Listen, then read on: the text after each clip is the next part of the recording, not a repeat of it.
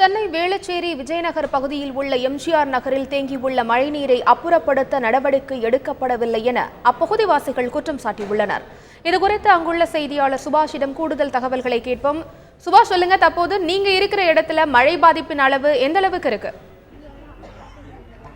அதாவது இங்க இருக்கிற பகுதி முழுமையாகவே மழை கடுமையாக பாதிக்கப்பட்டிருக்கு என்று சொல்ல வேண்டும். நான் நின்று கொண்டிருக்கிற பகுதி எம்ஜிஆர் நகர். இங்கு 10வது தெரு, 11வது தெரு, 12, 13, 14 இந்த 4 தெருவிலுமே தண்ணீரானது முழுமையாக உள்ளது. குறிப்பாக இப்பகுதியில் வாசிகள் மிகுந்த அவதிக்குள்ளாகினர் என்றுதான் சொல்ல வேண்டும்.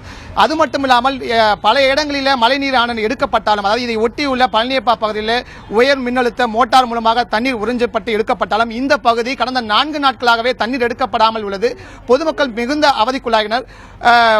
பல்வேறு பகுதிகளில் மழைநீர் எடுக்க வேண்டும் என்கிற கோரிக்கை இருந்தாலும் இந்த பகுதியுள்ள மக்களுக்கு என்னவித கோரிக்கை என்றால், தேங்கி இருக்கும் மழைநீரை எடுப்பதோடு கால்வாய், அதாவது இங்க இருக்கிற பாதாள சாக்கடையிலிருந்து வெளியேறக்கூடிய சாக்கடை நீரும் கலந்துள்ளது. அதாவது மழை நீரோடு சாக்கடை நீரும் கலந்துள்ளது. அதனால் இந்த பகுதி முழுமையாகவே ஒரு துர்நாற்றம் வீசுகிறது. அதாவது சிறிது நேரம் நின்றாலே துர்நாற்றம் மூக்கையை தொலைக்கும் வகையில் இந்த துர்நாற்றம் வீசுகிறது. குறிப்பாக இப்பகுதியில் 2000க்கும் மேற்பட்ட குடும்பங்கள் இருக்கின்றன. அவருடைய கோரிக்கை உடனடியாக கடந்த 4 நாட்களாக எடுக்கப்படாமல் இருக்கக்கூடிய மழை நீர், அது மட்டுமல்லாமல் காவாய் நீர், அதாவது இணைந்திருக்கக்கூடிய காவாய், இந்த 2 நீரும் உடனடியாக அப்புறப்படுத்த வேண்டும்.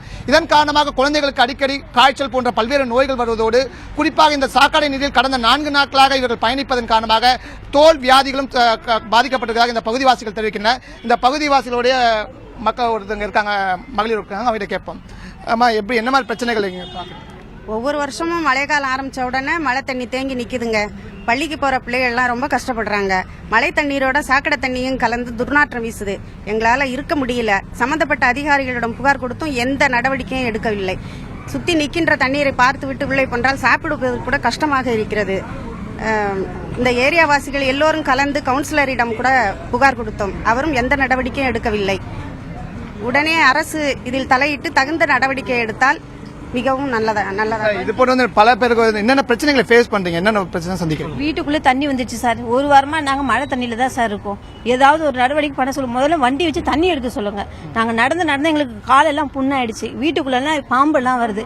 நீங்க வேணாலும் வீட்டுல வந்து கூட பாருங்க. வீடு ஃபுல்லா தண்ணியா இருக்கு. ஏதாவது ஒரு நடவடிக்கை எடுங்க. எங்களுக்கு நாங்க ரொம்ப கஷ்டப்படுறோம். வெளியில வேலைக்கு கூட போகாம வீட்டுல இருக்கிறோம். ஒரு வாரமா நாங்க இந்த பகுதி சேர்ந்த கலெக்ஷன் நம்மளோட இருக்காரு சார். இப்போ தண்ணி இங்க தேங்கிறதுக்கு காரணம், எல்லா தண்ணியும் எடுக்கப்பட்ட போது இங்க மட்டும் பாதாள சாக்கடை வருவதற்கான காரணம் என்ன சார்? சுற்றி இருக்கிற ஏரியா ஃபுல்லாக ஹைட் ஆகிட்டாங்க. இந்த இடத்த டவுன் ஆகிட்டாங்க. எப்போதுமே சாதாரண நாளில் கூட பார்த்தீங்கன்னா ட்ரைனேஜ் தண்ணி வெளியே போகிறதுக்கு வாய்ப்பே கிடையாது. அவங்களும் பல இடத்துல கட்டிங் போட்டு பார்த்தாங்க.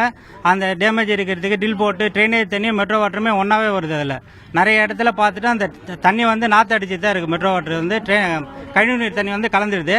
ரோடு சுற்றி இருக்கிற ரோடு ஹைட்டாக போட்டு இந்த ஸ்கூலுக்கு போகிற இடத்துல இது 2 அடி பள்ளமாக்கிட்டாங்க. எப்போவுமே தண்ணி நிற்கிது. ஒரு லேசான மழைக்கே தண்ணி நிற்க ஆரம்பிச்சிருது. இதுக்கு தயவு செஞ்சு இது இந்த ஸ்கூல் இருக்கு. இங்க வர்றவங்க டெய்லி ஒரு நாளைக்கு 5 டைம் 6 டைம் விழுந்துட்டு தான் போறாங்க. 4-5 பேராவது ஒரு நாளைக்கு விழுந்து தான் வாரிட்டு போறாங்க.